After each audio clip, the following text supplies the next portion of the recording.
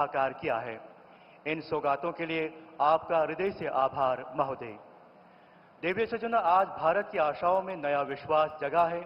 माननीय प्रधानमंत्री महोदय जी के असाधारण नेतृत्व में समूचा भारत आज बुलंदियों को छूने का आकांक्षी है। हमारे यशस्वी प्रधानमंत्री महोदय जी के अदम्य संकल्प और अटूट समर्पण की गूंज आज हर भारतवासी के दिल में है। इसी गूंज और आप सभी की तालियों की अनुगूंज पर आइए अब हम अत्यंत हर्ष और गर्व के साथ आग्रह करें हमारे सर्वप्रिय प्रधानमंत्री महोदय जी से कि वे अपनी अमृत वाणी से हम सभी को अभिभूत करने की कृपा करें। माननीय प्रधानमंत्री महोदय।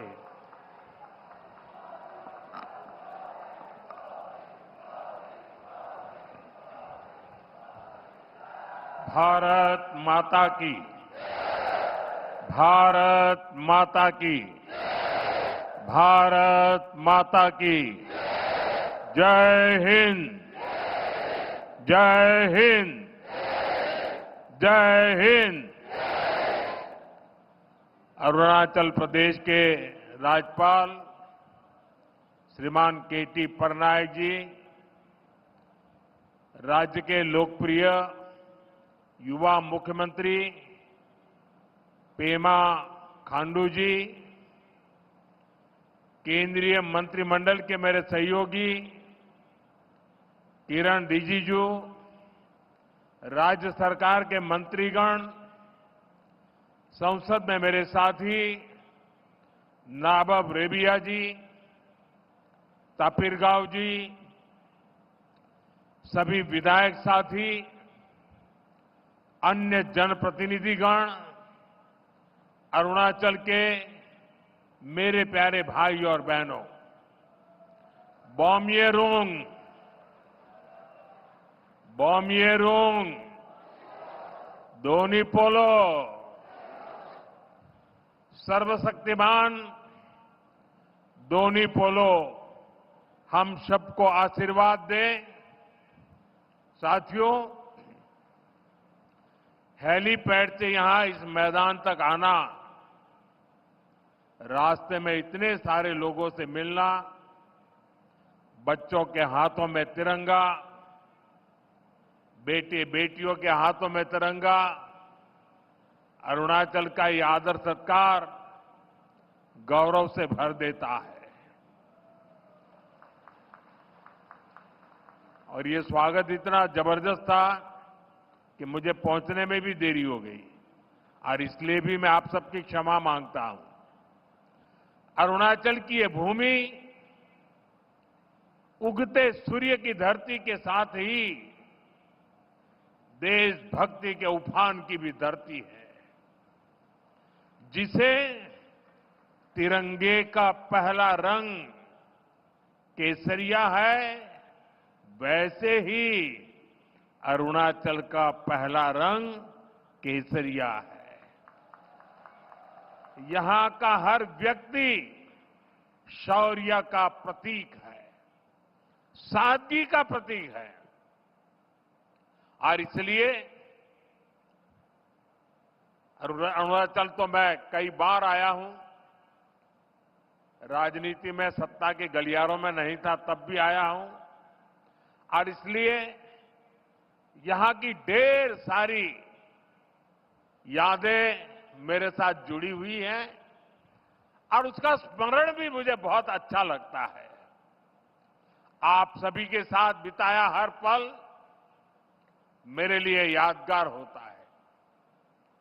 आप जितना प्यार मुझे देते हैं, मैं समझता हूं जीवन में इससे बड़ा कोई सौभाग्य नहीं होता है। तवांग मठ से लेकर नमसाई के स्वर्ण पगोड़ा तक अरुणाचल शांति और संस्कृति का संगम है, मां भारती का गौरव है। मैं इस पुण्य भूमि को श्रद्धापूर्वक प्रणाम करता हूं। साथियों, मेरा यहां आज अरुणाचल आना तीन वजहों से बहुत विशेष हो गया है। पहला तो ये कि आज नवरात्रि के पहले दिन मुझे ऐसे सुंदर पर्वतों के दर्शन करने का सौभाग्य मिला। नवरात्र में आज के दिन हम मां शैलपुत्री की पूजा करते हैं और शैलपुत्री वो प्रयागराज पर्वतराज हिमालय की ही बेटी है। दूसरी वजह ये कि आज से देश में नेक्स्ट जनरेशन जीएसटी रिफॉर्म्स लागू हुए हैं। जीएसटी बचत उत्सव की शुरुआत हुई है। त्योहारों के इस मौसम में जनता जनार्दन को ये डबल बोनांजा मिला है। और तीसरी वजह है आज के इस पावन दिन अरुणाचल में विकास के ये ढेर सारे नए प्रोजेक्ट्स। आज अरुणाचल प्रदेश को पावर, कनेक्टिविटी, टूरिज्म और हेल्थ सहित अनेक सेक्टर से जुड़े प्रोजेक्ट मिले हैं। ये बीजेपी की डबल इंजन सरकार के डबल बेनिफिट का बेहतरीन उदाहरण है।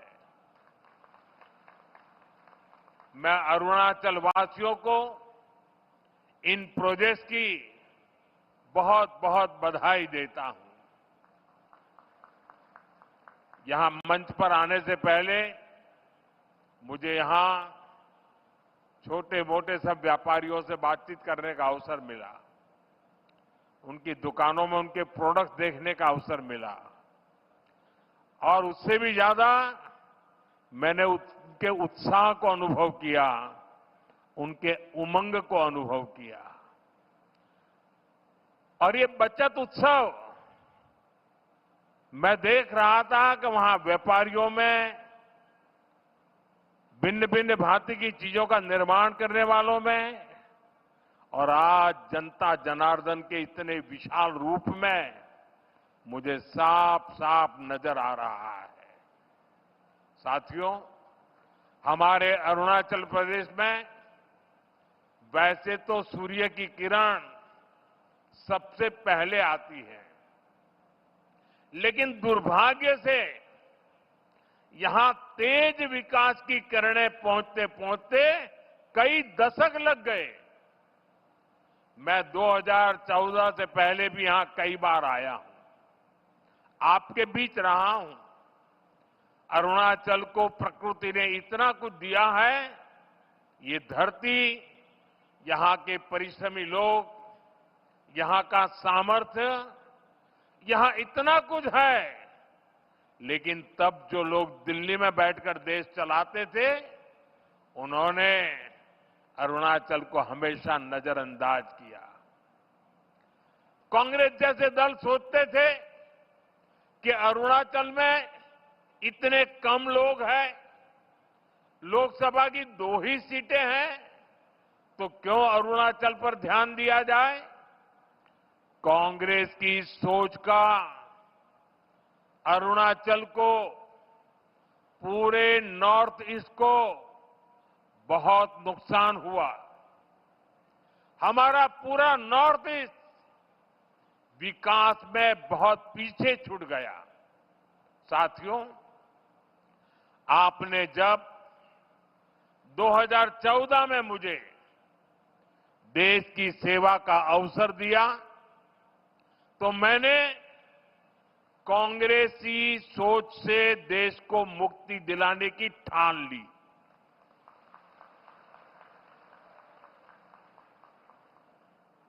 हमारी प्रेरणा किसी राज्य में वोटों और सीटों की संख्या नहीं, नेशन फर्स्ट की भावना है।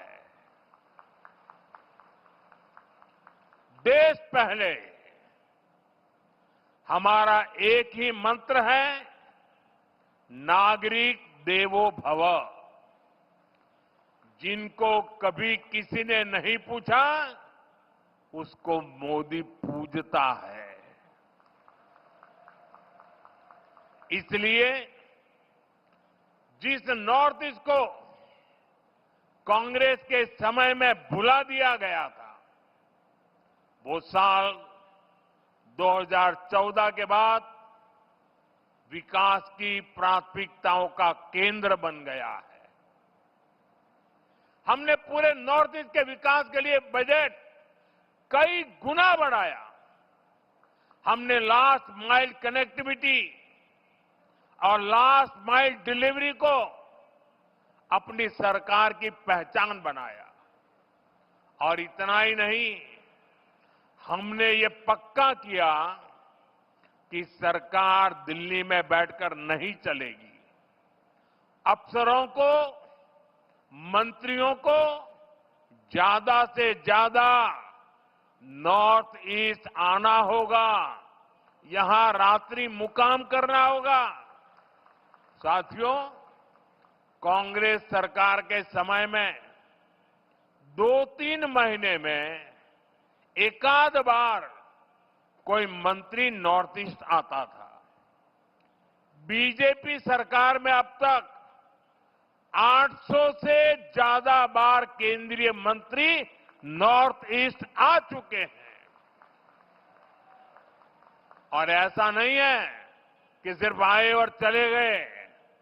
हमारे मंत्री आते हैं तो प्रयास रहता है कि वो दूर दराज के क्षेत्रों में जाए, जिलों में जाए, ब्लॉक में जाए। इतना ही नहीं, कम से कम एक रात रुक करके जाए। मैं खुद ही प्रधानमंत्री के तौर पर 70 से ज्यादा बार नॉर्थ ईस्ट आया हूं।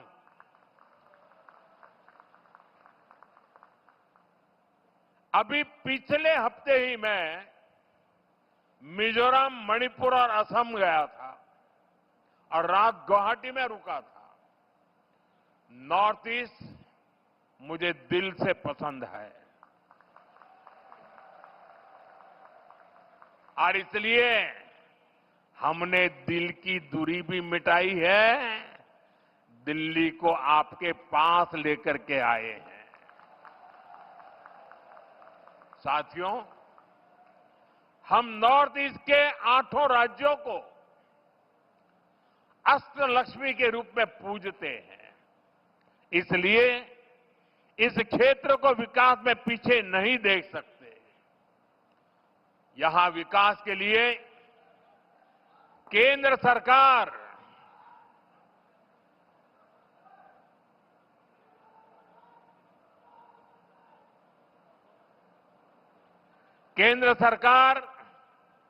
ज्यादा से ज्यादा पैसे खर्च कर रही है। मैं आपको एक उदाहरण देता हूं।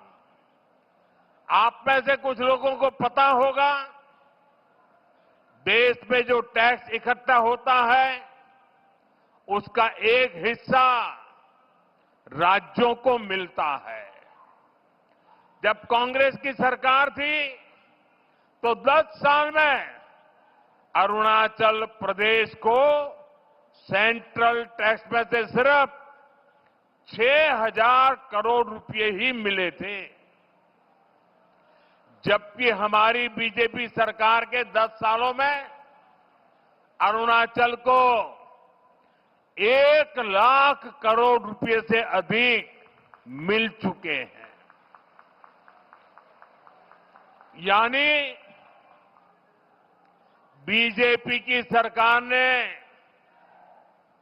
अरुणाचल को 16 गुना ज्यादा पैसा दिया है। और ये सिर्फ टैक्स का हिस्सा है। इसके अलावा यहां अलग अलग स्कीम के तहत जो भारत सरकार खर्च कर रही है, जो बड़े बड़े प्रोजेक्ट यहां बन रहे हैं, वो तो अलग ही है। इसलिए आज आप अरुणाचल में इतना व्यापक, इतना तेज विकास होते देख रहे हैं। साथियों, जब नेक नियत से काम होता है, जब प्रयासों में ईमानदारी होती है, तो उसके नतीजे भी दिखते हैं।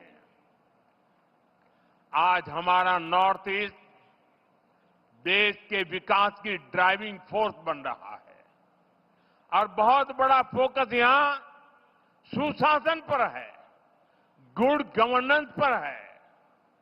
हमारी सरकार के लिए नागरिकों के हितों से बड़ा कुछ भी नहीं।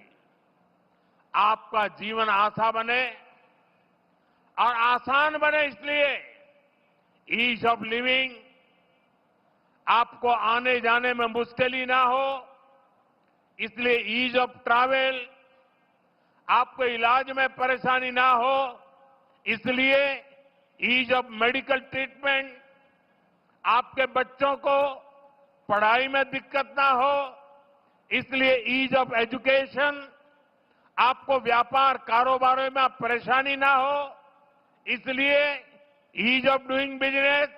इन सारे लक्ष्यों को लेकर यहां डबल इंजन की बीजेपी सरकार काम कर रही है।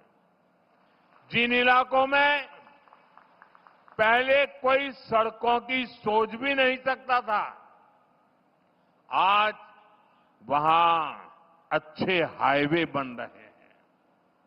सेला टनल जैसा इंफ्रास्ट्रक्चर कुछ साल पहले तक ये सोचना भी असंभव था, लेकिन आज सेला टनल अरुणाचल की पहचान बन चुकी है।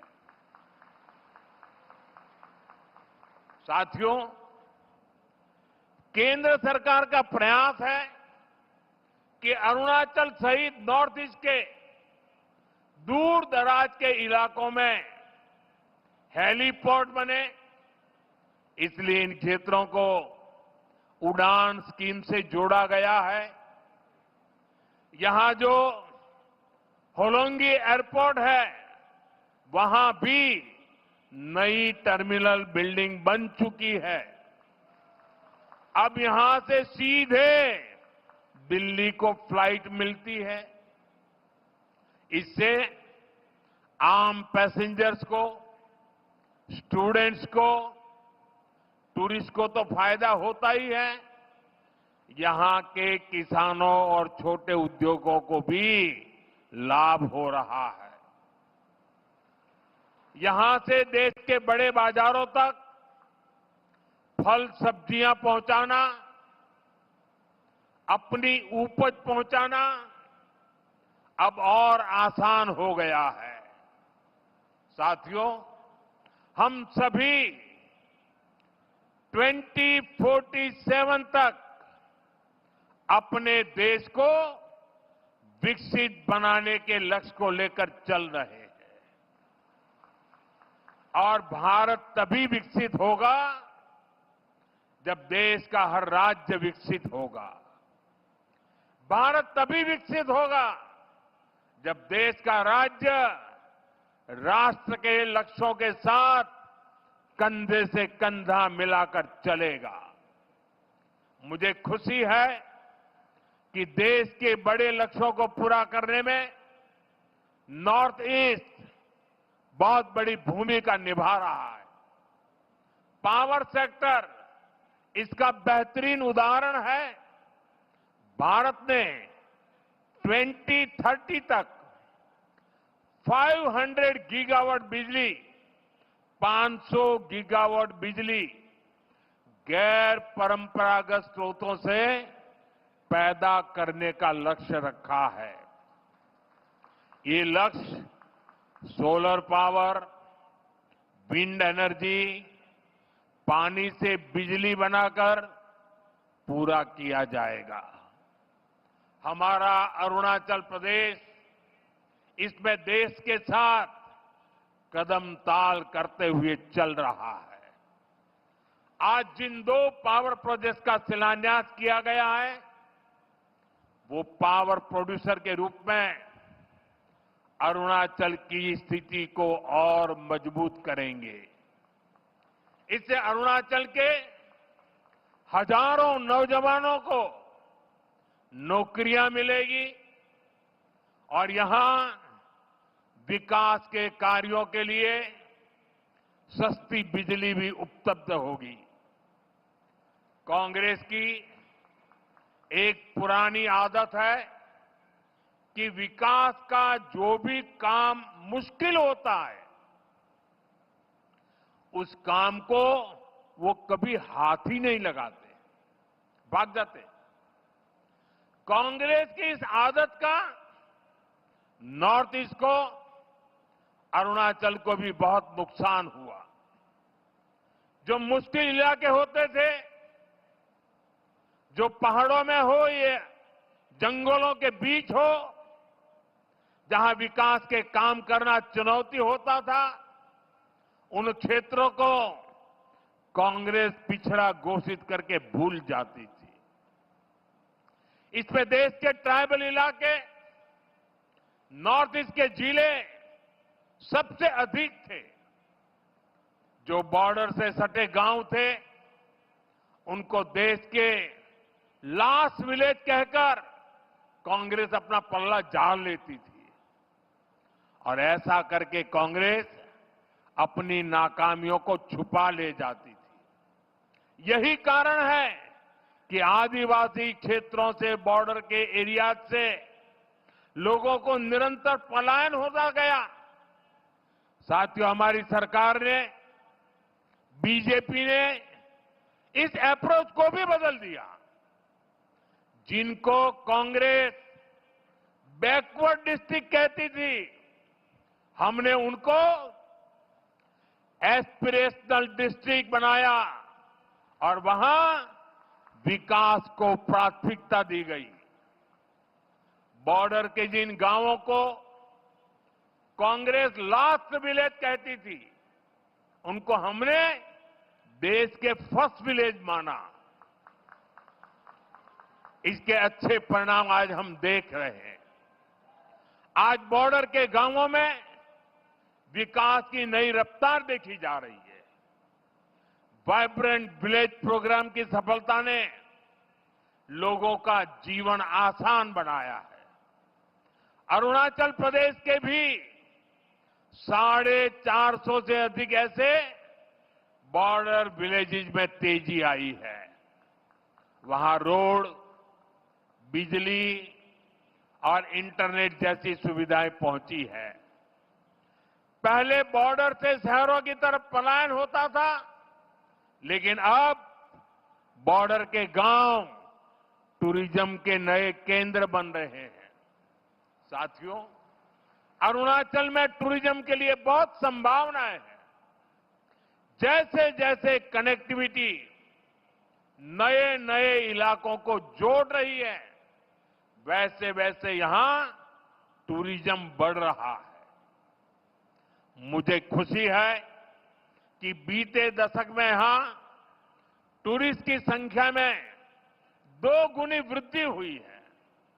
लेकिन अरुणाचल का सामर्थ्य नेचर और कल्चर से जुड़े टूरिज्म से भी कहीं ज्यादा है। आजकल दुनिया में कॉन्फ्रेंस और कंसर्ट टूरिज्म की भी बहुत बाढ़ आ रही है, बहुत बढ़ रहा है। इसलिए तवांग में बनने जा रहा आधुनिक कन्वेंशन सेंटर अरुणाचल के टूरिज्म में एक नया आयाम जोड़ेगा। अरुणाचल को भारत सरकार के वाइब्रेंट विलेज अभियान से भी बहुत मदद मिलेगी। ये अभियान हमारे बॉर्डर किनारे बसे गांवों के लिए मील का पत्थर साबित हो रहा है। साथियों, आज अरुणाचल में तेजी से विकास इसलिए दिख रहा है क्योंकि दिल्ली और ईटानगर दोनों जगह बीजेपी सरकार है। केंद्र और राज्य दोनों की ऊर्जा विकास में लग रही है। अब जैसे यहां कैंसर इंस्टीट्यूट का काम शुरू हुआ है, यहां मेडिकल कॉलेज बन रहे हैं, आयुष्मान स्कीम से यहां अनेक साथियों को मुफ्त इलाज मिल रहा है।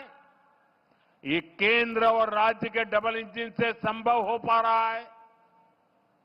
साथियों, डबल इंजन सरकार के प्रयासों से ही अरुणाचल अब कृषि और बागवानी में आगे बढ़ रहा है। यहां के कीवी, संतरे, इलायची, पाइनएप्पल अरुणाचल को नई पहचान दे रहे हैं। पीएम किसान सम्मान निधि का पैसा भी यहां के किसानों के बहुत काम आ रहा है। साथियों, माताओं, बहनों, बेटियों को सशक्त करना हमारी बहुत बड़ी प्राथमिकता है। देश में 3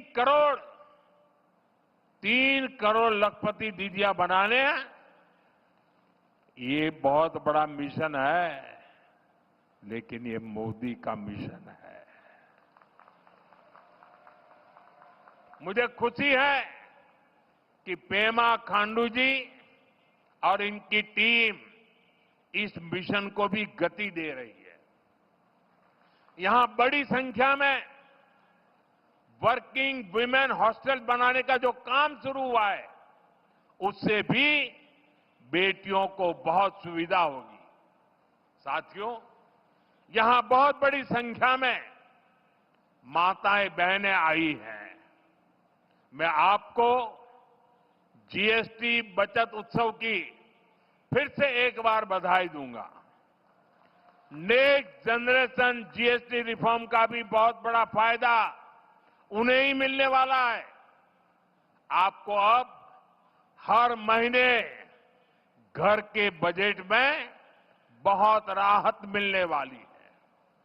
किचन का सामान हो, बच्चों की पढ़ाई की चीजें हो, जूते कपड़े हो, अब ये और सस्ते हो गए हैं। साथियों, आप साल 2014 के पहले के दिन याद करिए, कितनी सारी परेशानियां थी।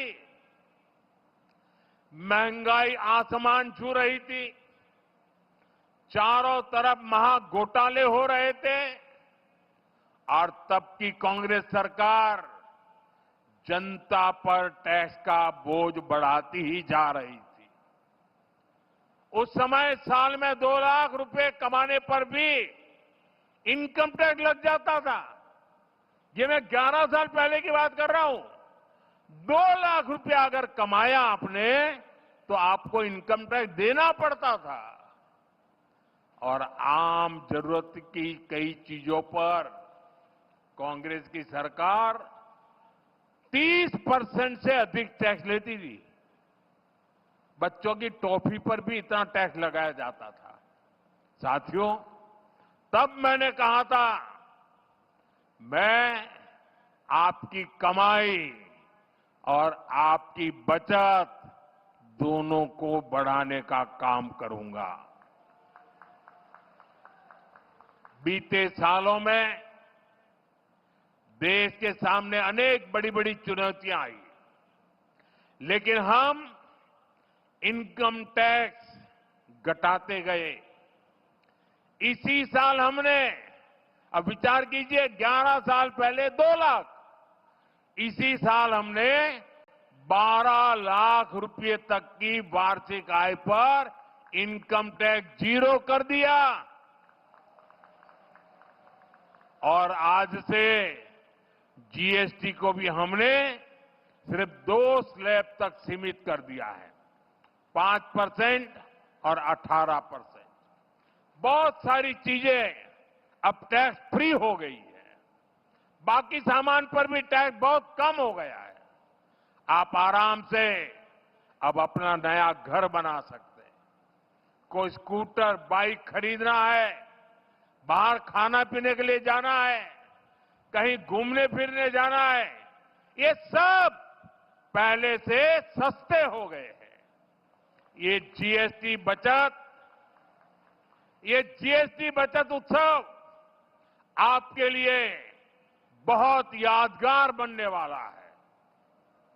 साथियों, मैं अरुणाचल प्रदेश की हमेशा इस बात के लिए प्रशंसा करता हूं कि आप सभी नमस्कार से भी पहले जय हिंद कहते हैं। आप वो लोग हैं जो देश को स्वयं से भी पहले रखते हैं। आज जब हम सब मिलकर विकसित भारत बनाने के लिए इतनी मेहनत कर रहे हैं, तो देश की हमसे भी एक अपेक्षा है। ये अपेक्षा है आत्मनिर्भरता की। भारत विकसित तभी होगा जब भारत आत्मनिर्भर होगा, और भारत की आत्मनिर्भरता के लिए जरूरी है स्वदेशी का मंत्र। आज समय की मांग है, देश की मांग है कि हम स्वदेशी अपनाएं, खरीदे वही जो देश में बना हो, बेचे वही जो देश में बना हो, गर्व से कहें ये स्वदेशी है। मेरे साथ बोलेंगे? आप लोग मेरे साथ बोलेंगे? मैं कहूंगा गर्व से कहें, आप कहें ये स्वदेशी है। गर्व से कहें, गर्व से कहें, गर्व से कहें। इसी मंत्र पर चलते हुए देश का विकास होगा, अरुणाचल का, नॉर्थ ईस्ट का विकास तेज होगा।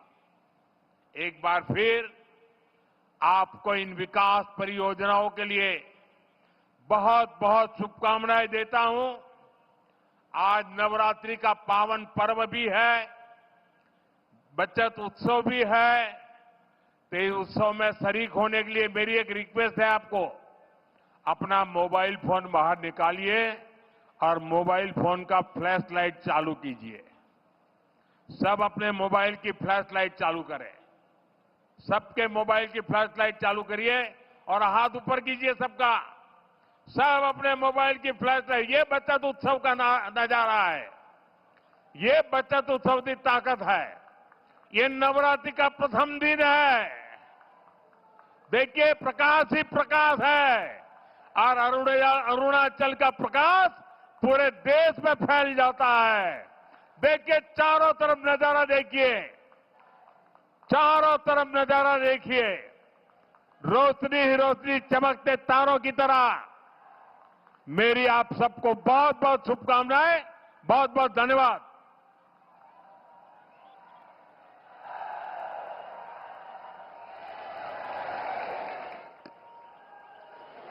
बहुत बहुत धन्यवाद आदरणीय प्रधानमंत्री महोदय।